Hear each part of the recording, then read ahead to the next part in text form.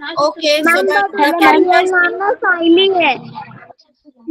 okay, so the chapter name is Miss Slippery और उसमें जो character हेलो है, मैम, मिस yes, स्लीपरी का मतलब हम लोग पढ़ेंगे आगे कि उसका मतलब क्या है, लेकिन अभी के लिए ये समझ लीजिए कि पहले हमने जितना पढ़ा है, we will do a quick recap, एक छोटी सी समरी ले लेते हैं जो हमने लास्ट वीक में पढ़ा था। तो chapter name is miss slippery और उसमें जो मेन कैरेक्टर है, ठीक है, जो मेन किरदार है उसका नाम है साइली, वो एक छोटी सी लड़की है, ठीक है। तो उसके बारे में हमारे चैप्टर में क्या क्या लिखा है, कोई मुझे बता सकता है? मैम मैं बताऊं? हाँ बताइए मैम मिताली। बताओ। एक मिनट, मिताली को मैंने चांस दिया है। मिताली आप बताइए बेटा। मैम उस चैप्टर में हमें म्हणजे वैसा सॉरी उसमें एक साइली नाम की लड़की है, वो बहुत उदास रहती है और उसे जो हिस्ट्री मतलब इतिहास जो सब्जेक्ट है ना, वो उसे बहुत पसंद है और उसके कौन सा सब्जेक्ट पसंद है? कौन सा सब्जेक्ट पसंद है? मतलब इतिहास इतिहास हिस्ट्री, यस, इतिहास। ओके ओके, आगे। मैम ओके, मैम मिताली को प्लीज बोलिए। मैं बताऊं। हाँ, आप सबको चांस मिलेगा। पहले मैंने आज मिताली को मैंने चांस दिया है। मिताली आप आगे बोलिए बेटा। मैम। और उसके जो मम्मी पापा है ना, वो दररोज झगड़े करते हैं और उनके जो झगड़े होते हैं ना, उसका पढ़ाई में मन भी नहीं लगता। Right, okay. और इस वजह से क्या होता है? उदास रहती मैम वो। उदास रहती है। ओके ओके, कभी भी मिताली मन नहीं लगता मैम मैम। आप कोई जरा म्यूट बच्चे कीजिए। अटेंडेंस लगाने की वजह से फ्रेंडशिप डे के स्टिकर्स और फ्रेंडशिप डे का अटेंडेंस जैसे लगा रहे हैं। ओके, जागृति आप कुछ बोलना तुम चाहते क्लास थे में बेटा ध्यान दो। स्लीपरी के बारे में? जागृति, यस मैम। हाँ बोलिए। एक मिनट, मैंने मिताली के बाद मैम में मिस जागृति को मैंने स्लीपरी चांस दिया है। जागृति आप बताइए। मैम जो मिस स्लीपरी थी ना, वो बहुत ही मतलब ऐसे भुलक्कड़ थी। मतलब जो भी वो याद रखती वो भूल जाती थी। ओके और वो अपने आप को ऐसे संभाल तो रही थी, बट वो ना ज्यादा करके फिसल जाती थी ना, इसलिए उसका नाम मिस स्लीपरी रख दिया था। और जो उसका फेवरेट सब्जेक्ट था हिस्ट्री का, उसे जब उसके टीचर ने खड़ा किया और उससे पूछा कि आप हिस्ट्री के आंसर्स बताओ, तो उसे ऐसा लग रहा था कि वो सब कुछ भूल गई है, उसके ध्यान में ही नहीं आया एक भी क्वेश्चन। और जो उसके मम्मी पापा थे ना, वो हर दिन सुबह शाम झगड़े करते रहते थे। इस वजह से उसका पढ़ाई में भी मन नहीं लगता था और कुछ याद भी नहीं रहता था, इसीलिए उसका नाम। Okay okay, very good, all right. Ma'am मतलब उसका कुछ हाँ बताना हो बोलिए। तो उसका ब्रेन बैन हो जाता मैम, ब्लैंक हो जाता था उसका दिमाग। ब्लैंक हो जाता था, यस। अगर वो याद रखती भी, मतलब याद करती भी थी, लेकिन बाद में जाकर जब राइट टाइम होता था तो जब जरूरत पड़ती तब वो टाइम पे उसे कुछ याद नहीं आता, राइट, यस। तो मैडम मैं बोलूं? और मैम मैं उसको बोलूं? जो है हमेशा वो, मैम मैं बोलूं? हाँ कौन? हाँ अंकिता बोलिए। मैं हम जिन बच्चों ने खुद के नाम से ज्वाइन किया है ना, वो बच्चे भी अपने अटेंडेंस लगा रहे हैं।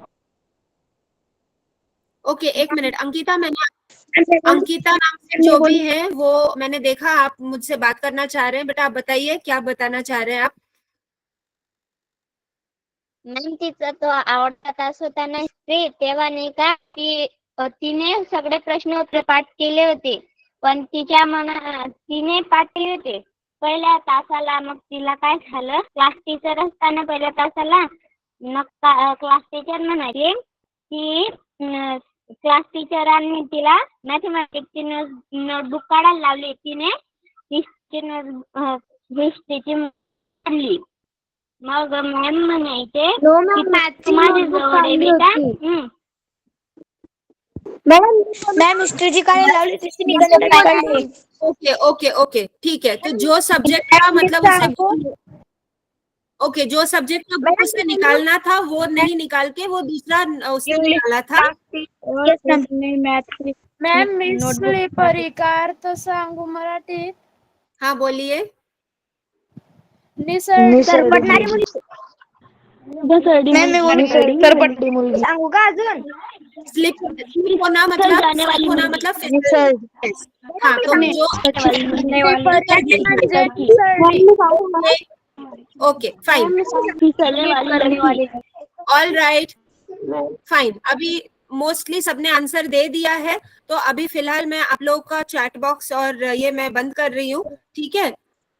मैम ओके, लास्ट पर्सन, इसके बाद फिर हम लोग सीधा एक्सप्लेनेशन में जाएंगे। बताइए। मॅम चिट चॅट झालंय का? हाँ, मैम मैं बताऊँ क्या? चैट हो गया है, मैं बोल रहा था। ओके, मैं अभी फिलहाल सबका चैट बॉक्स में बंद कर रही हूँ, क्योंकि मैं देख रही हूँ कि आप लोग अक्सर कुछ ना कुछ लिखे जा रहे हैं। मैम अभी मैं माइक बंद करने वाली हूँ। वेदिका, आप कुछ बताना चाह रहे हैं, पहले बताइए। मैम मैं बताना चाह रहा था। ओके, मैंने वेदिका का नाम लिया है। वेदिका आप बताइए, उसके बाद मैं माइक ऑफ करने वाली हूँ। बताइए। मैम हेलो मैम, गेज हाँ, मतलब वेदिका बोलिए। गेज मतलब मैम गेज मतलब एक टक देखना। जब हम एक टक किसी के तरफ देखते हैं, किसी चीज के तरफ देखते हैं, तो उसे कहते हैं गेज, ठीक है। ओके मैम मैं बोलूँ? ओके, बाद में। अभी पहले मुझे लेसन को पहले आगे बढ़ाने दीजिए, फिर उसके बाद मैं बताती हूँ, ठीक है। Okay, now I am switching off everyone's mic. Okay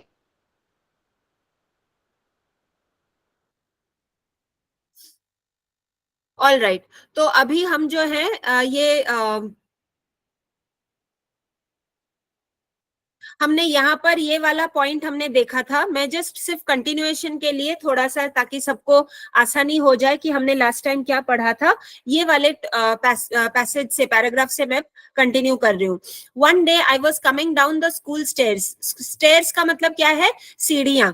तो स्कूल के स्टेयर्स से, यानी कि स्कूल के सीढ़ियों से जब साइली नीचे उतर रही थी, तो तब पीछे से किसी ने someone from top gave a frantic scream. frantic scream का मतलब क्या है? बहुत ही डरावना, एक बहुत जोर से किसी ने चिल्लाया। स्क्रीम का मतलब है चिल्लाना, और फ्रैंटिक मतलब डरे हुए आवाज में। तो ये जो डरे हुए आवाज से जो चिल्लाने की आवाज आई पीछे से, ठीक है, तो साइली इतनी डर गई कि I fell and came tumbling down about 7 steps. Tumbling मतलब ऐसे पूरा रोल होके वो सीढ़ियों से गिरते हुए 7-8 सीढ़ियां नीचे वो गिरकर आई। My elbows and knees were badly bruised, my new frock was torn at the seams. ये हमने किया था कि उसका जो नया फ्रॉक था वो नीचे से फट गया था।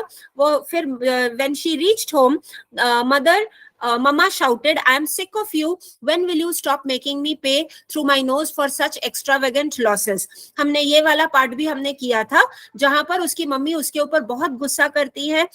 यहाँ पर बच्ची जो है, जिसको लग गया था, जिसके हाथ में खरोच आ गई थी, ब्रूसेस का मतलब है खरोच आना, ठीक है, तो उसके घुटनों में, उसके एल्बोज में, यानी कि यहाँ पर और घुटनों में, ये दोनों जगह पर उसको मतलब काफी चोट आई थी। लेकिन उसकी मम्मी ने ये सब चीजें, उसको दर्द हुआ ये ध्यान ना देते हुए, मम्मी का ध्यान सिर्फ यहीं पे था कि तुमको एक तो मतलब तुमने मुझे परेशान करके रख दिया है, आपका जो नया ड्रेस आप पहन कर गए थे वो भी फट चुका है, और आपके वजह से मेरा खर्चा ज्यादा होता है, तो आप ये सब काम कब करना बंद करोगे। तो मम्मी ने इस तरह से उसको बहुत ही जोर से डांट कर बात की। Mother seized me by the arm, यानी कि हाथ को जोर से पकड़कर खींच कर ले जाके, gave me a good jerk. जहां पर बच्चे को अगर दर्द होता है, चोट पहुंचती है, तो हमें ये लगता है कि बच्चे को और ज्यादा चोट ना आए, ठीक है, हम दवाई लगाते हैं, मरहम पट्टी करते हैं। लेकिन यहाँ पर मम्मी ने मरहम पट्टी तो की, लेकिन उसके पहले उन्होंने एकदम जोर से, मतलब झटका मारकर जो है उसे एकदम जोर से लेके, गुस्से से लेकर एक जगह पर बिठा दिया। तो जर्क का मतलब है कि बहुत ही जोर से झटका कर उसको एक जगह पर बिठा दिया। and seated me on the bed, बिस्तर के ऊपर उसको बिठाया. She fetched an antiseptic lotion, और जो दवाई होती है हम लोग को पता है कि डेटॉल जैसा या फिर जो भी ऐसा कुछ दवाई जिससे वो चोट को आराम पहुंचे और ना कि जलन हो. So she fetched an antiseptic lotion and applied it to my elbow and knees. तो यहाँ पर कोहनी में और यहाँ पर जैसे कि नीज यानी कि घुटनों में जहां पर भी उसे चोट आई है वहां पर ये दवाई मम्मी ने लगा कर दिया. बट डिड नॉट हग मी, दवाई तो लगा दिया लेकिन प्यार से उसे पकड़ा भी नहीं, ना उसे और ना उसे आगे अपने गोद में लिया. गोद में मैम उसे लग रहा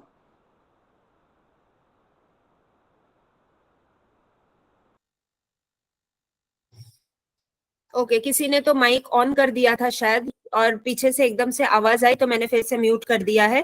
let's concentrate now.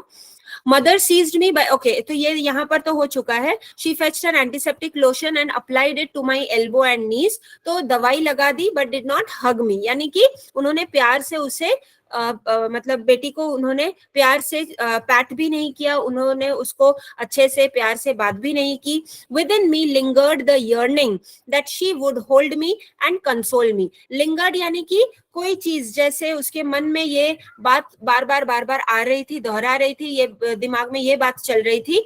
The yearning, yearning का मतलब क्या है? लॉन्गिंग फॉर, मतलब वो चाह रही थी कि मम्मी उसे प्यार से पकड़कर अच्छे से दो बातें करे. ठीक है. कंसोल मतलब कि अच्छा कोई बात नहीं, तुम्हें लग गया है, ठीक है, तो ऐसे नहीं करना, ऐसे अच्छे से जो प्यार से जो मतलब समझाकर जो बात करते हैं उसे इंग्लिश में कंसोल कहा जाता है.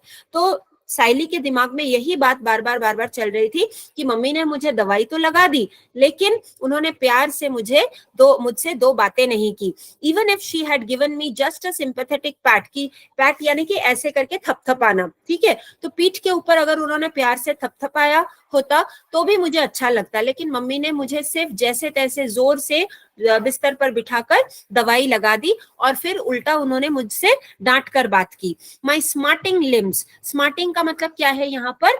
हर्टिंग, मतलब बहुत ही जब उनको दर्द हो रहा था तो हाथ पैर, लिम्ब यानी कि हाथ पैर जो होता है उसे लिम्स कहा जाता है. ठीक है.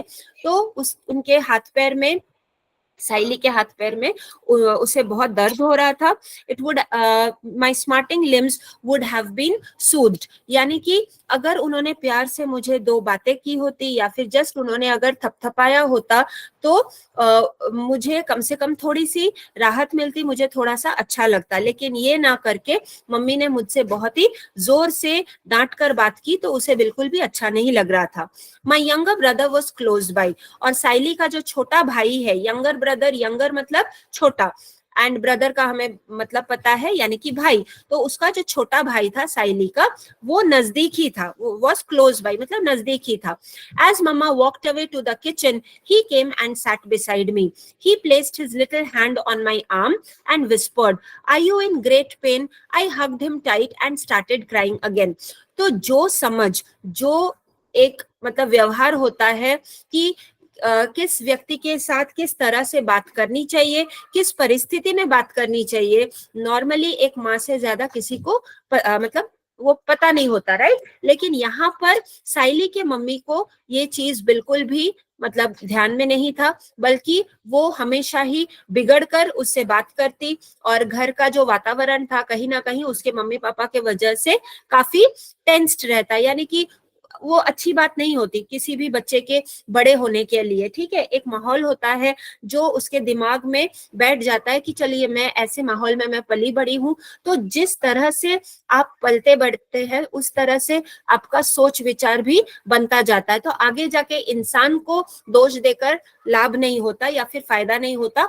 अगर कोई दुर्व्यवहार कर रहा है किसी से तो देखिए कि उसके पिछले जीवन में यानी कि बचपन से लेकर अभी तक ऐसा कुछ घटना या फिर ऐसी कोई घटना हुई है कि जिसके वजह से वो इंसान ऐसे बन गया है. ऐसे ही कोई व्यक्ति ऐसे ही कुछ मतलब खराब काम नहीं करता या फिर ऐसे ही कोई अच्छा नहीं बन जाता, उसके पीछे काफी सारा रीजन होता है, एक माहौल होता है, एक एनवायरनमेंट होता है, और साथ साथ में घर परिवार और जिन लोगों के साथ वो उठता बैठता है उसका एक प्रभाव जरूर पड़ता है। तो यहाँ पर साइली का अगर आप देखें तो वो हमेशा दुख में रहती है, हमेशा वो मतलब गिर जाती है, एक नर्वसनेस रहता है उसके दिमाग में, राइट। और जो वो एक प्यार महसूस करना चाहती है मम्मी के तरफ से, उसे बिल्कुल भी नहीं मिलता, बल्कि जब उसे दर्द होता है तो उसकी मम्मी उसे और ज्यादा दर्द देकर बात करती है। दवाई लगाती है लेकिन वो सिर्फ ऊपरी तौर से, लेकिन एक मतलब सिर्फ फिजिकली वो दवाई लगाकर छोड़ देती है, लेकिन एक इंसान के बड़े होने के लिए या फिर उसका जो मतलब ओवरऑल पर्सनालिटी है उसके ग्रोथ के लिए सिर्फ फिजिकली नहीं लेकिन मेंटल सपोर्ट होना भी काफी जरूरी है। तो वो मेंटल सपोर्ट यानी कि मानसिक तौर से साइली को बिल्कुल भी घर में वो एनवायरनमेंट या फिर वो प्रभाव बिल्कुल भी नहीं मिला था। लेकिन आश्चर्य बात यह है कि उसका जो छोटा भाई है, बच्चा छोटा है, साइली से छोटा है, लेकिन उसमें वो समझ, वो बात बहुत ज्यादा थी उसके मम्मी के तुलना के हिसाब से।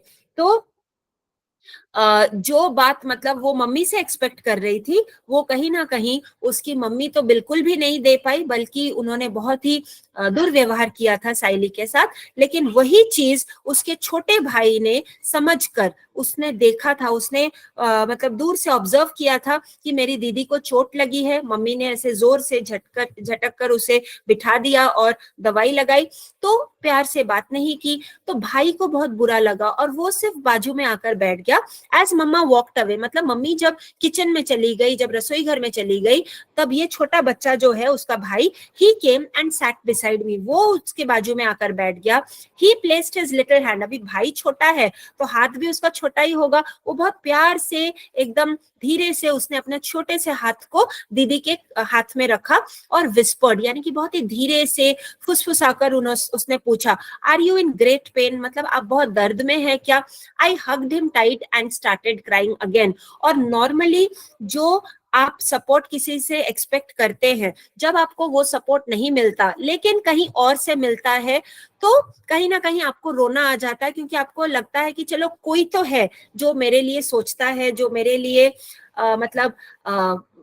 मतलब मेरे बारे में सोचता है और मेरी उसकी परवाह है, मेरे बारे में उसको मतलब ये लग रहा है कि हाँ उसे मतलब समझ है, मुझे चोट आई है। तो ये छोटे से बच्चे में ये चीज जो है उसे मतलब समझ में आ रही है, तो चाहे वो क्यों ना मेरा छोटा भाई ही हो। तो ये जब साइली ने देखा तो उसे बहुत अच्छा लगा, और यहाँ तक कि मतलब इतना अच्छा लगा उसके मतलब दिमाग में, उसके दिल में ये ऐसे छाप छोड़ गई कि वो मतलब अपने आप को कंट्रोल नहीं कर पा रही थी। उसने उसके भाई को एकदम जोर से पकड़ा, हग किया और एकदम से रोने लग गई।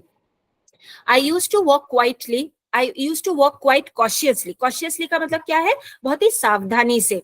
तो साइली को अक्सर पता था कि मैं तो हमेशा गिरते पड़ते रहती हूँ, मुझे हमेशा नर्वसनेस होता है, तो कहीं ना कहीं वो बात उसे पता थी। इसके लिए वो सावधानी बरतती थी कि जब भी कहीं पर भी वो उसे जाना होता, तो अगर चलना फिरना होता तो बहुत ही ध्यान से कि बाबा अभी मैं फिर से गिर ना जाऊं, ठीक है। I used to walk quite cautiously yet I would often stumble. सावधानी रखते हुए भी फिर भी वो स्टम्बल कर जाती। स्टम्बल का मतलब क्या है कि बैलेंस एकदम से, मतलब जैसे बैलेंस चले जाना, और जब मतलब गिरते गिरते पड़ना या फिर फिसल जाना, तो अक्सर वो ठोकर खा जाती या फिर अक्सर वो गिरते गिरते बचती। तो मतलब उसके चाल ढाल में जो है कॉन्फिडेंस बिल्कुल भी नहीं था। उसके बॉडी लैंग्वेज से, उसका जो एक मतलब प्रेजेंटेशन था खुद के बारे में, तो चेहरे से, उसका एक्सप्रेशन से, उसके चाल ढाल से लोगों को अक्सर वो समझ में आ जाता इजीली कि ये लड़की जो है ये कॉन्फिडेंट बिल्कुल भी नहीं है, उसके अंदर वो आत्मविश्वास है ही नहीं, क्योंकि उसके दिमाग में कुछ ना कुछ चल रहा है, वो कुछ अजीब सी सोच में है। तो जब तक आप किसी के बैकग्राउंड के बारे में नहीं जानेंगे, तो आप सिर्फ बाहरी तरह से जो मतलब आउटर अपीयरेंस है, ठीक है, बाहर से हम जब किसी को देखते हैं तो वो व्यक्ति जैसा दिखता है उस हिसाब से हम उसे जज करते हैं कि अरे ये तो ऐसे ही है, ये हमेशा हम ऐसे ही करता रहता है, ठीक है। One day the class monitress announced, monitress मतलब कुछ भी नहीं, यहाँ पर मतलब एक लड़की है जिसको मॉनिटर बनाया गया है, ठीक है। तो हम लोग नॉर्मली मॉनिटर वर्ड यूज करते हैं चाहे वो लड़के के लिए हो या फिर लड़की के लिए हो, लेकिन यहाँ पर मॉनिट्रेस यूज किया गया है, मतलब कुछ भी नहीं है, it's just the word monitor के लिए ही, लेकिन किसी लड़की को जब आप मॉनिटर बनाते हैं तो यहाँ पर क्लास मॉनिट्रेस लिखा गया है। Announced we will call her slippery, तो जैसे वो मॉनिटर ने वो मतलब अपने हाथों में वो अथॉरिटी ले लिया, जैसे कि वो उसका ही ये मतलब उसने अनाउंस कर दिया और सब लोग ये फॉलो करेंगे, तो इस तरह से कि we will call her slippery, उसने डिसाइड कर लिया और सारे के सारे जो दूसरे क्लासमेट्स थे सब लोग ये फॉलो करने वाले।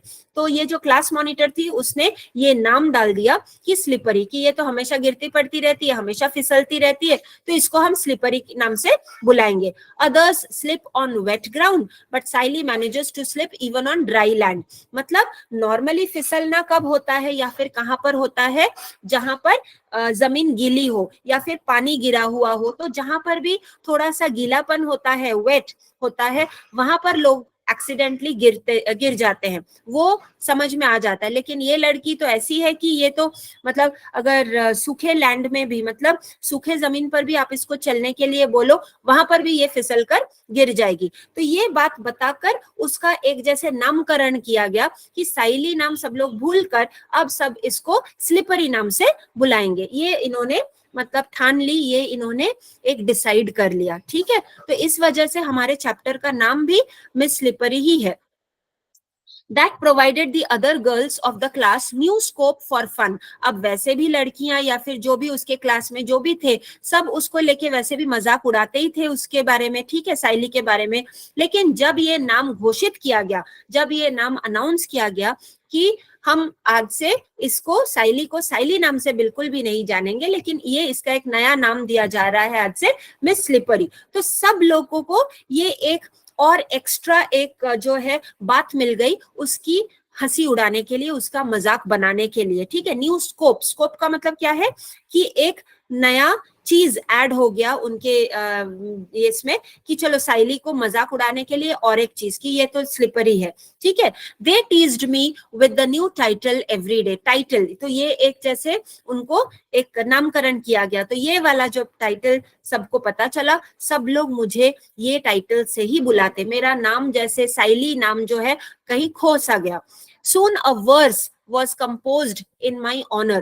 वर्स का मतलब क्या है यहाँ पर, VERSE, वर्स का मतलब है ये मतलब पोइट्री, कविता, ठीक है। तो यहाँ पर मतलब एक आर्टिस्टिक वे में लोग क्रिएटिव भी बन रहे हैं, यहाँ पर ये मजाक का जो नाम उन्होंने लिया है स्लिपरी, तो उन्होंने क्या कविता लिखी, क्या कविता बनाई स्लिपरी नाम से। Slippery slippery slipping without muck, ask her the simplest question, no answer is your luck. तो उन्होंने वो राइम करके, ठीक है, ताकि वो मतलब एक तरह का जो शब्द होता है, साउंड होता है, उसे हम इंग्लिश में राइमिंग वर्ड कहते हैं, तो उस तरह से उसका वो राइमिंग वर्ड करके उन्होंने 4 लाइन का एक छोटा सा पोएम बना दिया उसके नाम पे कि स्लिपरी स्लिपरी, मतलब उसके नाम से स्लिपिंग विदाउट मक। मक का मतलब क्या है, जहां पर गीली मिट्टी होती है या फिर कीचड़ होता है, तो अक्सर जहां पर मतलब फिसलने का एक मौका रहता है, ठीक है, कोई भी वहां पर फिसल जाता है ऐसा। लेकिन स्लिपिंग विदाउट मक मतलब जहां पर गीली मिट्टी ना भी हो, जहां पर कीचड़ ना भी हो, जहां पर मतलब कोई वेटनेस ना भी हो, वहां पर भी वो गिरते पड़ती रहती है। Ask her the simplest question, अगर आप स्लिपरी को एक छोटा सा प्रश्न पूछ लीजिए, एक छोटा सा क्वेश्चन पूछ लीजिए, no answer is your luck, मतलब आपको तो आंसर मिलने से रहा, आपको बिल्कुल भी आंसर मिलेगा नहीं, ठीक है। No answer is your luck मतलब अगर आप वहां पर रुके हैं, आंसर क्या है, आप उसके मतलब प्रतीक्षा कर रहे हैं, आप वेट कर रहे हैं कि क्या आंसर होगा, तो आप भूल जाइए क्योंकि आपको आंसर मिलने वाला नहीं। अगर वो याद करके भी आएगी तो आपके सामने वो आकर भूल जाएगी। तो इस वजह से एक मतलब इस तरह से जो है एक मजाक करने वाला एक कविता उन्होंने अपने नाम से, स्लिपरी के नाम से उन्होंने बना दिया। I lived in perpetual fear of everyone, the girls, the teachers, the young and the old. तो यहाँ पर परपेचुअल का मतलब क्या है कि कांस्टेंट, मतलब अगर जहां पर जरूरत नहीं थी या फिर कोई मतलब डरने का कोई सवाल ही नहीं था, उस जगह पर भी, उस माहौल में भी, उस सिचुएशन में भी साइली को हमेशा डर लगता था। इसका मतलब ये है कि साइली कभी भी मतलब बिना डर के वो रही नहीं, हमेशा उसे डर लगा हुआ रहता था। अभी मैं गिर जाऊंगी, अभी मैं फिसल जाऊंगी, अगर किसी ने मुझे देख लिया, या फिर मैं फिसली भी नहीं फिर भी कोई किसी ने मुझे देख लिया तो मुझे मेरा मजाक उड़ाने लगेंगे, चाहे वो क्लास की दूसरी लड़कियां हो, यहाँ तक कि उसे टीचर्स से भी जो है अक्सर मतलब डर लगा रहता था। उससे छोटे थे बच्चे, उनसे भी उसे डर लगा रहता था, और अगर कोई बड़ा हो जाए, मतलब कोई बड़ा इंसान हो या फिर कोई सीनियर स्टूडेंट हो, उससे भी उसे डर लगता था। यानी कि कोई भी एज ग्रुप से वो सेफ नहीं महसूस करती थी, उसे हमेशा एक डर लगा हुआ रहता था, मन ही मन वो डरी हुई सी रहती थी। When I was in class, जब वो क्लास में थी, I dared not move out, and when I was outside, I was afraid to re-entering the class. मतलब अगर मैं क्लास के अंदर हूं तो मैं उठकर क्लास के बाहर में जाने से मुझे डर लगता था, या फिर अगर मैं क्लास के बाहर हूं तो मुझे क्लास में दोबारा री एंटर, मतलब दोबारा एंटर करने में मुझे डर लगता था, मतलब उसे मूव करने में, उसे यहाँ से वहां जाने में, ठीक है, उसे बहुत ही डर लगता था। यहाँ से वो उठी नहीं कि वो गिरने लगी, मतलब इस तरह से बात बात पे, हर सेकंड पे उसे डर लगा रहता था। Nor could I muster the courage to speak to anyone. और जिसे इतना अगर डर लगा रहेगा, हमेशा किसी व्यक्ति को अगर हमेशा ही ऐसा वो डरा हुआ रहेगा, तो वो किसी से बात कैसे कर सकता है, उसे बात करने के लिए भी डर लगता था। नेचुरली अगर आप ऐसे चुप रहकर ही अगर आपका ये हाल है, तो फिर बात करने से तो सोच लीजिए कि क्या ही हाल होगा। So nor could I muster courage to speak to anyone. Muster courage का मतलब क्या है कि हिम्मत जुटाना, ठीक है, करेज का मतलब है हिम्मत, और मस्टर यानी कि जुटाना। तो हिम्मत जुटाकर बात करना जो एक होता है, वो किसी से भी बात करने की हिम्मत नहीं जुटा पाती थी, ठीक है। तो ये हो गया, this was the end of part 1। Now let's continue with part 2। The bell had already rung when I reached the school. मतलब ये अब दूसरा पार्ट है स्टोरी का। तो साइली ने अपना ही जो लाइफस्टाइल है, ये हमारे मतलब हमें जैसे रीडर्स को, जो हम ये स्टोरी पढ़ रहे हैं, हमें ये पता चल रहा है, साइली के द्वारा ही पता चल रहा है। साइली ही नरेटर है यहाँ पर, आई मतलब और कोई नहीं है, साइली खुद है। तो अब हम एक ऐसे दिन में जा रहे हैं जब जिस चीज के बारे में वो हमें कुछ बताना चाह रही है। तो ऐसा एक साधारण सा दिन, जब स्कूल में बेल बज गया था, the bell had already rung when I reached the school. तो स्कूल की तैयारी, अब आपको पता है कि बात बात में स्कूल में एक बेल बजाया जाता है। जब स्टार्टिंग में आप जाकर सिर्फ क्लास में बैठते हैं, उसके बाद एक पहला बेल होता है, यानी कि दिन की शुरुआत हो रही है आपके स्कूल में, आपके पाठशाला में, ठीक है। तो प्रेयर से शुरू होता है, फिर उसके बाद जैसे जैसे एक एक लेक्चर होता जाता है, एक एक पीरियड होता जाता है, उसके बाद एक एक बेल बजता जाता है, यानी कि आधे घंटे का या फिर पौने घंटे का, जो भी है 40 मिनट जो भी ड्यूरेशन रहेगा, उस हिसाब से बेल बजता जाता है, यानी कि एक एक लेक्चर आपका खत्म हो रहा है। फिर जैसे ही आधे दिन में आप पहुंचे नहीं कि आपका एक ब्रेक होता है, थोड़ा सा लंबा बेल बजाया जाता है, ताकि आपको समझ आए कि चलिए ये आपका रिसेस टाइम है, ये आपका ब्रेक टाइम है। तो आप जो भी नाश्ता खाना, जो भी आप टिफिन लेकर जाते हैं स्कूल में, उसको खाने का आपको टाइम दिया जाता है 15-20 मिनट का, ठीक है। अब कोई कोई स्कूल में क्या होता है कि एक ही ब्रेक मिलता है, या फिर कभी कभी जैसे हम जिस स्कूल्स में नॉर्मली पढ़ाते हैं वहां पर 2 ब्रेक्स होते हैं। तो एक शॉर्ट ब्रेक होता है, एक लॉन्ग ब्रेक होता है। तो शॉर्ट ब्रेक में नॉर्मली बच्चे थोड़ा सा फ्रूट्स, चिप्स, जो भी होता है, थोड़ा बहुत नाश्ता लेकर जाते हैं, वो खाते हैं, और रोटी सब्जी या फिर चावल जो थोड़ा भरा हुआ मतलब थोड़ा हैवी खाना होता है, वो लंच ब्रेक में होता है। तो वो कहीं 12 साढ़े 12 के बाद वो टाइम दिया जाता है, आधे घंटे का ब्रेक। तो लॉन्ग ब्रेक मतलब वो थोड़ा सा बड़ा ब्रेक होता है आधे घंटे का, ये आपका 10-15 मिनट का ब्रेक होता है। तो वो डिपेंड करता है कि कौन सा स्कूल किस तरह से ब्रेक लेना चाहे, लेकिन इस तरह से। तो यहाँ पर वो मॉर्निंग वाले बेल की बात हो रही है, जहां पर स्कूल वो पहुंची और ऑलरेडी बेल बज चुका था। The teacher was in the classroom, और नेचुरली टीचर्स को पहले पहुंचना होता है हमेशा, ठीक है। तो टीचर वहां पर क्लासरूम में ऑलरेडी रेडी थी, वहां पर थी, वो मौजूद थी।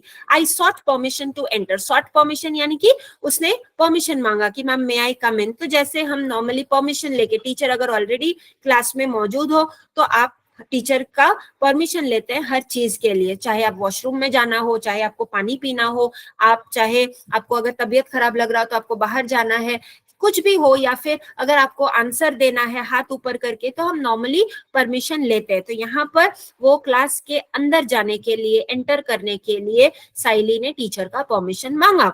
The teacher wore a frown on her face but she let me enter and told me to see her in the teachers room after the class. अब कहीं ना कहीं टीचर्स को भी पता था कि ये लड़की तो ऐसे ही है। तो कभी कभी क्या होता है कि अगर आप किसी के बारे में, आपके दिमाग में एक छवि आ जाती है ना कि ये व्यक्ति ऐसा है, ठीक है, तो चाहे वो दिन कितना भी अच्छा क्यों ना हो, अगर वो व्यक्ति आपके सामने आ जाए तो आपको इरिटेशन होता है कि बाबा फिर से ये लड़की आ गई।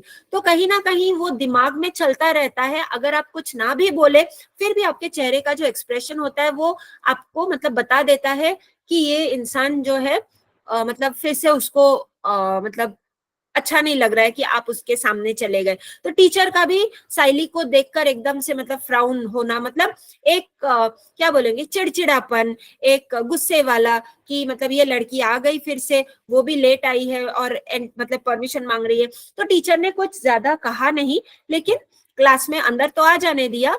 एक मतलब हंसी, नॉर्मली क्या हम एज टीचर्स क्या करते हैं कि जब आप स्कूल में जाते हैं, क्लास में रुकते हैं, बच्चे आते हैं, परमिशन ले लेके आप क्लास में बच्चे आते हैं, तो आपने परमिशन दे दिया, तो नॉर्मली आपके दिन की शुरुआत एक अच्छी सी मुस्कान से होती है, राइट। आप मुस्कुराते हैं, बच्चों को विश करते हैं, तो एक अच्छा सा माहौल, हैप्पी माहौल आप क्रिएट करते हैं। लेकिन यहाँ पर टीचर ने उसे मतलब बहुत ही एकदम ऐसे फ्राउन करके, चेहरा एकदम मतलब गुस्से वाला दिखाकर एंट्री तो दे दी, परमिशन दे दी, लेकिन उन्होंने उसे वार्निंग दी कि तुम्हें टीचर्स रूम, यानी कि जिसे हम नॉर्मली स्टाफ रूम भी कहते हैं, जहां पर सारे टीचर्स बैठकर अपना काम करते हैं फ्री लेक्चर्स में, या फिर बच्चों के जाने के बाद अपने बैग्स रखते हैं, तो उसे टीचर्स रूम भी कहा जाता है, स्टाफ रूम भी कहा जाता है, ठीक है। तो उन्होंने उसे टीचर्स रूम में या फिर स्टाफ रूम में बुलाया क्लास के बाद। Her tone was not of annoyance और एंगर, टीचर का जो टोन था, मतलब बात करने का जो तरीका था, बात करने का जो एक मतलब गले का आवाज जिस तरह से आप निकाल रहे हैं, अभी जैसे मैं आपको पढ़ा रही हूँ तो ये एक नॉर्मल सा टोन है, ठीक है। हम आपस में बात कर रहे हैं या फिर आपको सुनाई दे रहा है, मैं ना ज्यादा चिल्ला रही हूँ ना ही बहुत धीमे से बोल रही हूँ, लेकिन एक पर्टिकुलर टोन में मैं बात कर रही हूँ ताकि आपको पता चले कि हाँ मैं समझाने का काम कर रही हूँ, ठीक है। एक होता है कि अगर आप जैसे किसी के साथ अगर बहुत आपको गुस्सा आ गया, बहुत ही ज्यादा गुस्सा आ गया हो, तो यहाँ पर आप क्या करते हैं कि आप एकदम से मतलब जोर से बात करते हैं और कि तुम्हें समझ में नहीं आती। तो वो टोन जो होता है, बात करने का जो तरीका होता है, उससे पता होता है कि इंसान आइदर बहुत टेंस्ड है, या फिर वो गुस्से वाला है, या फिर उसे गुस्सा आ गया, या फिर बहुत हंस के अच्छे से बात कर रहे हैं, मतलब वो आज खुश है। तो यहाँ पर टीचर का जो टोन है, टीचर का जो गले का आवाज है, वो ना ही गुस्से वाला था और ना ही मतलब कोई जैसे मतलब ऐसा कुछ खास उसे कुछ लगा नहीं। Yet an unknown fear made me nervous, teacher का आवाज गुस्से वाला नहीं था, ये बात सही है, उसे ये समझ में आ गया, लेकिन फिर भी साइली के दिमाग में कहीं ना कहीं एक अननोन फियर, मतलब अननोन मतलब नोन का मतलब क्या है कि जब आप किसी चीज को जानते हैं, पहचानते हैं, ठीक है। अननोन का मतलब है जब आपको किसी चीज के बारे में पता ना हो। तो ऐसे ना पता होने वाला कोई डर कि पता नहीं क्यों, वो गुस्से में तो नहीं थी लेकिन फिर भी पता नहीं क्यों मुझे डर लग रहा है, तो इस तरह का जो फीलिंग था ये साइली के दिमाग में था, और ये बात बार बार सोच सोच के जो है वो नर्वस हो रही थी, मतलब वो उसे अच्छा नहीं लग रहा था. Reassuring myself that she was a kind-hearted teacher and would not punish me, I reached the teacher's room with hesitant steps. तो टीचर का चेहरा देखकर उसे कुछ ठीक नहीं लगा. टीचर ने एकदम से क्या हो गया कि मुझे टीचर्स रूम में बुलाया. तो कहीं ना कहीं ठीक है, चलो टीचर को गुस्सा तो नहीं आया, आवाज सुनकर ये तो लगा नहीं कि उन्हें बहुत गुस्सा आया होगा, फिर भी डर लग रहा है साइली को. तो ये सब बात मतलब जो है बार बार सोच कर वो कहीं ना कहीं अपने आप को ही समझाने लगी. Reassuring myself that she was a kind-hearted teacher, कि नहीं, मुझे लगता है कि टीचर मुझे पनिश नहीं करेंगे, लगता है कि वो एक काइंड हार्टेड मतलब बहुत ही समझने वाली और ध्यान देने वाली टीचर होंगी, तो मुझे पनिश नहीं करेंगे. ऐसे वो मतलब अपने आप को थोड़ा सा स्ट्रॉन्ग दिखाने का, स्ट्रॉन्ग बनाने की एक कोशिश कर रही थी साइली. और ऐसा सोचते सोचते वो मतलब एकदम से कॉन्फिडेंस उसमें था ही नहीं कभी. तो हेजिटेंट स्टेप्स मतलब मैं जाऊं कि ना जाऊं, मैं जाऊं कि ना जाऊं, ये जब हम सोचते हैं तो इसे कहा जाता है हेजिटेट करना. मतलब आपके दिमाग में ये नहीं है कि मैं ये काम सच में करूं कि ना करूं. जब ऐसा कंफ्यूजन होता है कि मैं जाऊं कि ना जाऊं, फिर भी टीचर ने बुलाया चलो चलते हैं, ऐसे कर करके जब आप सोच सोच के झिझक कर जब आप आगे बढ़ते हैं, उसे कहा जाता है हेजिटेंट स्टेप्स. ठीक है, तो यहाँ पर ऐसे बहुत सोचकर जो है साइली टीचर्स रूम के अंदर पहुंच गई. ठीक है, I reached the teachers room with hesitant steps. The teacher greeted me with a smile and asked me to sit by her side. अब टीचर ने जब साइली को देखा तो उन्होंने उससे ग्रीट किया. ग्रीट करना यानी कि जैसे हम मिलते हैं, विश करते हैं, good afternoon ma'am, good morning ma'am, good evening ma'am. तो इस तरह से जब हम किसी को विश करते हैं उसे कहा जाता है ग्रीट करना, उसका मतलब है ग्रीट करना. तो टीचर ने बहुत ही मतलब आश्चर्यजनक बात यह है कि ये टीचर ने, जो टीचर ने उसे बुलाया टीचर्स रूम में, उन्होंने उससे बहुत ही एक अच्छी सी मुस्कान लेकर ग्रीट किया. And asked me to sit by her side. Teacher ने अपने पास बुलाकर कहा कि मेरे साइड में, मेरे बाजू में आकर बैठ जाओ. Her tender tone turned my sighs into sobs. और जब टीचर ने उससे इतने प्यार से, बहुत ही मतलब एक नम्र आवाज में, बहुत ही धीरे से, अच्छे से, टेंडर मतलब क्या है, सॉफ्ट. नहीं तो नॉर्मली अभी तक लोगों ने उसका सिर्फ मजाक उड़ाया था साइली का, या फिर हमेशा उससे चिल्लाकर बात करते थे जैसे उसकी मम्मी थी. ठीक है, पापा भी कुछ कम नहीं थे. तो इस वजह से मतलब हमेशा ही वो बहुत ही मतलब जोर आवाज सुनने में वो एक यूज टू हो गई थी. मतलब जोर से आवाज ना निकाल कर बात करना जैसे किसी को आता ही नहीं था, और स्पेशली जब साइली सामने रहती थी. तो स्पेशली जब मतलब इस टीचर ने बहुत ही धीरे से, प्यार से, धीमे से, नम्र आवाज में जब उन्होंने उससे बात की, उन्होंने प्यार से बुलाकर उसके उनके बाजू में उसे बिठाया और अच्छे से मुस्कुराते हुए उससे बात की.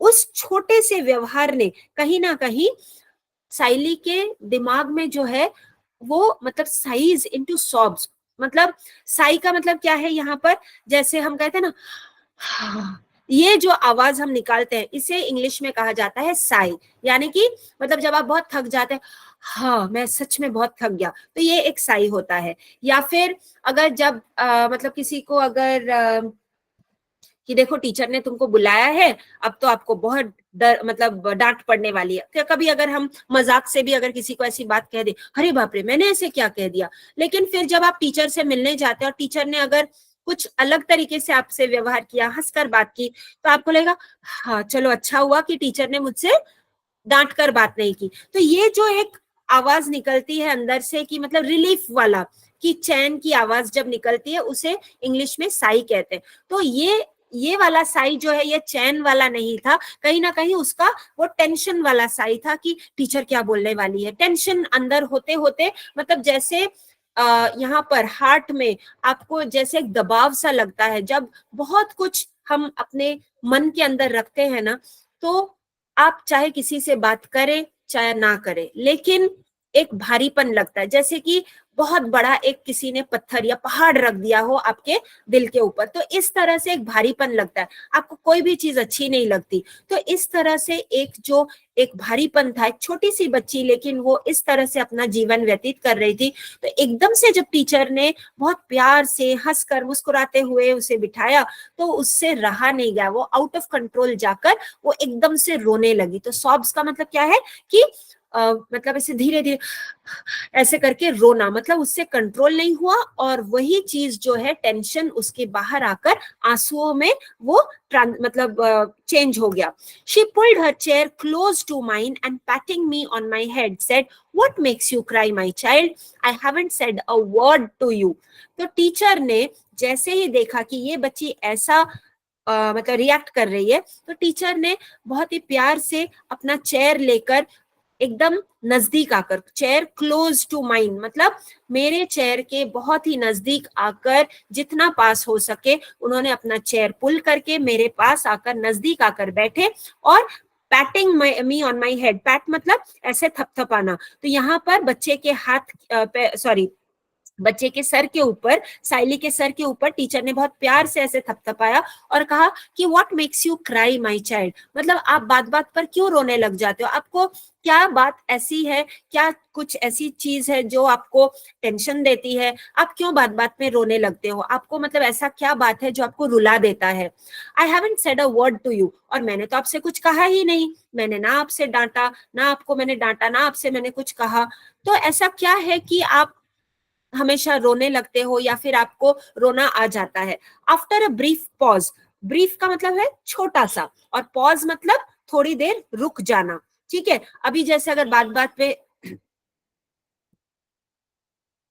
शी कंटिन्यूड, तो ये जो मैंने अभी बात बात में के बाद मैंने जो एक छोटा सा, मैंने थोड़ा सा रुकावट नहीं, सॉरी, मतलब मैं थोड़ी सी रुक गई थी, ठीक है, तो इसको कहा जाता है ब्रीफ पॉज, कि उन्होंने कुछ सेकंड का उन्होंने एक जो है पॉज लिया, यानी कि थोड़ी देर के लिए वो रुक गई, कि वो ऑब्जर्व कर रही थी साइली कैसे रिएक्ट कर रही है। So after a brief pause she continued, tell me what your trouble is, कि ठीक है आप एक काम कीजिए। तो टीचर ने यहाँ पर क्या काम किया, टीचर ने जो सबसे बड़ा काम किया वो है एक फ्रेंड का, कि या फिर कोई ऐसा इंसान जो आपको आपको सुने। अब देखिए, ये मैं हिंदी में आपको समझा रही हूँ, तो मैं आपको सुनना या फिर सुने ऐसा मैं वर्ड आपको बता रही हूँ, ठीक है। लेकिन इसी को जब अगर मैं इंग्लिश में ट्रांसलेट करूं, तो इंग्लिश में दो वर्ड्स ऐसे हैं जिसका हिंदी का सुनने से काफी मतलब मिलना जुलना है। अभी हिंदी में हम सिर्फ एक ही वर्ड यूज करते हैं कि सुनाई देना या फिर सुनना, ठीक है, लेकिन इंग्लिश में अगर मैं कहूं हियरिंग और दूसरा वर्ड है लिसनिंग, तो ये कहीं ना कहीं एक अंतर है दोनों सुनने में। हियर का मतलब ही सुनाई देना और लिसन का मतलब भी सुनाई देना, कि क्या आप मेरी बात सुनेंगे अगर मैं आपसे हिंदी में कहूं, ठीक है। तो ये तो हो गया हिंदी में बात, लेकिन अगर मैं इसी चीज को मैं इंग्लिश में कहूं तो मैं आपसे क्या कहूंगी, would you like to hear me out, या फिर would you like to listen to me, please listen to me. तो मेरा वर्ड वहां पर हियर नहीं होगा, मैं आपसे लिसन वर्ड यूज करूंगी, मैं आपसे कहूंगी please stop talking and listen to me. अगर यही चीज मैं हिंदी में कहूं तो आप जरा चुप रहिए और मेरी बात सुनिए। इंग्लिश में please keep quiet and listen to me. अब आप कहेंगे कि मैम फिर इसमें फर्क क्या है, हियरिंग में फर्क क्या है, हियरिंग का मतलब भी सुनना और लिसनिंग का मतलब भी सुनना, तो दोनों में अंतर क्या है। अंतर ये है कि जब जैसे फॉर एग्जाम्पल मैं आपसे अभी मैं पढ़ा रही हूँ, ठीक है, अब ये ऑनलाइन क्लास है, ठीक है, तो अगर मैं आपको पढ़ा रही हूँ, बीच में अगर जैसे फॉर एग्जाम्पल अगर कंट्रोल हम हमारे हाथ में नहीं रखते, जैसे मैं अभी पढ़ा रही हूँ तो मेरे हाथ में कंट्रोल है, पीछे नियति मैम बैठी हैं हेल्प कर रही हैं मुझे क्लास कंट्रोल करने में, तो अगर कुछ कभी प्रॉब्लम हो रही है तो मैम वहां से पीछे से माइक को ऑफ कर दे रही है, मतलब उन्होंने मुझे हेल्प किया ये करके कि क्लास में अच्छे से ले सकूं और मेरी आवाज सब तक पहुंचे, इसके वजह से उन्होंने सबका माइक म्यूट कर दिया। या फिर अगर वो बिजी है कुछ दूसरे काम में तो मैं खुद, मेरे हाथ में कंट्रोल है करके मैं भी माइक ऑफ करके ये काम मैं कर सकती हूँ। तो हम क्या कर रहे हैं यहाँ पर, जब माइक अगर ऑफ नहीं रहता, ठीक है, मैं ये वाला एग्जाम्पल ही मैं आपको दे रही हूँ, अगर माइक ऑफ नहीं रहता तो क्या होता है कि जानबूझकर हमेशा हर बच्चा करेगा ऐसा नहीं है, कभी कभी एक्सीडेंटली कुछ आपका हाथ दब गया, आपको समझ में नहीं आया, आप फोन में लेक्चर सुन रहे हैं, एक्सीडेंटली आपका म्यूट बटन अनम्यूट हो गया, ये हो सकता है। कोई जानबूझकर भी डिस्टर्ब करने के लिए कर सकता है, या फिर आपको लगता है कि क्या बड़ी बात है, ठीक है चलो मैं तो सुन ही रहा हूं ना, तो आप ऐसे ही सुन रहे हैं, लेकिन आपको ये समझ नहीं आ रहा है कि आपके पीछे से जो आवाज आ रही है, क्योंकि आप तो घर पे बैठकर क्लास मतलब सुन रहे हैं या फिर कहीं कहीं कहीं पे, तो आपका जो बैकग्राउंड नॉइज है आप तो सुनने की कोशिश कर रहे हैं, लेकिन एज अ टीचर जब हम दूसरे साइड से, और स्पेशली ये ऑनलाइन क्लास की मैं बात कर रही हूँ, जब हम पढ़ाने की कोशिश कर रहे हैं तो किसी ने मैम मुझे ये आंसर देना है, दूसरा कोई क्योंकि उसको भी आता है ये आंसर, तो दूसरा विद्यार्थी भी मुझसे आंसर बोलने का परमिशन मांग रहा है, ठीक है। तो ऐसे करते करते क्या होता है कि मैं इसकी बात सुनूं कि मैं उसकी बात सुनूं, तो आई कैन हियर एवरीवन, और सिर्फ मैम मैम मैम ही ज्यादातर हमें सुनाई देता है, राइट। कोई कुछ सवाल पूछ रहा है वो मुझे अच्छे से सुनाई नहीं दे रहा है, किसी का बैकग्राउंड नॉइज एकदम से सुनाई दे रहा है, हो सकता है कि पीछे मम्मी आकर कुछ बात कर रही है, शायद वो वाला आवाज मुझे सुनाई दे सके, या फिर पीछे कोई म्यूजिक चल रहा है तो वो वाला आवाज सुनाई दे रहा है। तो what am I doing, I am hearing, I am able to hear everything, मुझे सब कुछ सुनाई दे रहा है, मैं सुन पा रही हूँ, मेरा जो सुनने का जो क्षमता है, सुनाई देने का जो क्षमता है वो है मेरे पास। इसके लिए मैं फैन का आवाज भी मैं सुनाई पड़ रहा है यहाँ पर, और सिर्फ आपके बैकग्राउंड आवाज नहीं है, मेरे यहाँ पर भी बैकग्राउंड आवाज है। अभी जैसे बाहर बहुत जोर से बारिश हो रही है, ठीक है, अगर खिड़की खोलकर रखूं तो बारिश का आवाज मुझे डिस्टर्ब करेगा, अब मैं खिड़की बंद कर रही हूँ फिर भी धीरे धीरे धीरे धीरे बारिश का आवाज मुझे सुनाई दे रहा है, तो I am able to hear all the sounds. तो हियर मतलब आपको सब कुछ सुनाई देगा, या फिर आपको सुनाई मतलब दे रहा है, ठीक है। लेकिन लिसनिंग का मतलब क्या है, आप जहां पर ध्यान लगाकर कि चलिए ठीक है मुझे समझ तो आ रहा है कि बारिश हो रही है, क्योंकि कहीं ना कहीं वो टिप टिप टिप टिप वो पानी का आवाज मुझे समझ आ रहा है, ठीक है, किसी ने नल खोला तो वो आवाज भी मुझे सुनाई दे रहा है, कोई बर्तन इधर से उधर कर रहा है तो वो आवाज भी मेरे कानों में पड़ रही है, I am able to hear. लेकिन ये सब आवाज के बावजूद अगर किसी बच्चे ने मुझे यहाँ से बुलाकर अगर कोई मुझसे कोई सवाल पूछने की कोशिश करे कि ma'am I want to ask you a question, मेरा ये डाउट है, तो मेरा ध्यान आपके तरफ रहेगा, तब ना मैं सोचूंगी कि बर्तन का आवाज है या फिर बारिश का आवाज है या फिर नल का आवाज है, ठीक है, तब मैं सिर्फ आपकी बात ध्यान से सुनूंगी। तो इसका मतलब है लिसनिंग, ठीक है। तो जहां पर, तो इन शॉर्ट अगर मैं आपको कंक्लूजन दूं तो जहां पर हमें ध्यान देने की जरूरत भी नहीं पड़ती फिर भी आवाज सुनाई देता है, अगर कोई चिल्लाकर बात करे, क्या बोल रहा है शायद मुझे वो ध्यान नहीं रहे क्योंकि मैंने ध्यान नहीं दिया, लेकिन कोई चिल्लाकर बात कर रहा है ये समझ में आ जा रहा है, ठीक है, क्योंकि मैं तब आपके तरफ मेरा ध्यान है। तो इन शॉर्ट जहां पर ध्यान देने की जरूरत नहीं पड़ती फिर भी आवाज सुनाई देता है, that is hearing in English. और जब आप किसी की मतलब बात बहुत ध्यान से सुनते हैं तो दैट इज लिसनिंग, ठीक है। तो इंग्लिश में ये हियरिंग और लिसनिंग ये दोनों का अंतर मैंने आपको समझा दिया है। तो अब यहाँ पर मैंने यहाँ पर अगर आप देखें तो मैंने हियरिंग और लिसनिंग पे थोड़ा सा आपको टाइम देकर मैंने समझाने की कोशिश की है। ये मैंने क्यों किया, ताकि आप ये समझने की कोशिश करें कि टीचर ने सुनने का तो काम किया, लेकिन ऐसा क्या मतलब बड़ा काम कर दिया कि बच्ची जो है टीचर के सामने रो पड़ी, या फिर ऐसा क्या है, टीचर ने उसे लिसनिंग यानी कि टीचर ने उनसे सुनना चाहा, she wanted to listen out. Yes ma'am, ma'am sorry but time is up. Time is up, okay ma'am, okay, sure ma'am sure, I just check 1 minute how much is left, क्योंकि ये chapter जो है ये थोड़ा बड़ा दिख रहा है, नहीं हो जाएगा, ठीक है मैम, तो थर्सडे हो जाना चाहिए ये chapter, then our syllabus will be done because I think उनका जो एग्जाम टाइम टेबल ये है ना सिलेबस है, this is the last chapter। अच्छा ओके ओके ओके हाँ ठीक है मैम, नो अगर कुछ और रहा तो I will ask you later on, but then मुझे लगता है कि ये है शायद लास्ट चैप्टर। अच्छा okay no problem ma'am, thank you so much. मुलांनो थँक यू बोला मॅम ना। Thank you, ma'am. Ma'am thank you ma'am thank you ma'am Thank you so much. Okay. Niyati ma'am, should I leave the meeting then? Sure, ma'am. Sure. Thank you. Okay. Thank you Bye. so Good much. night. Good night. Bye, everyone. ma'am.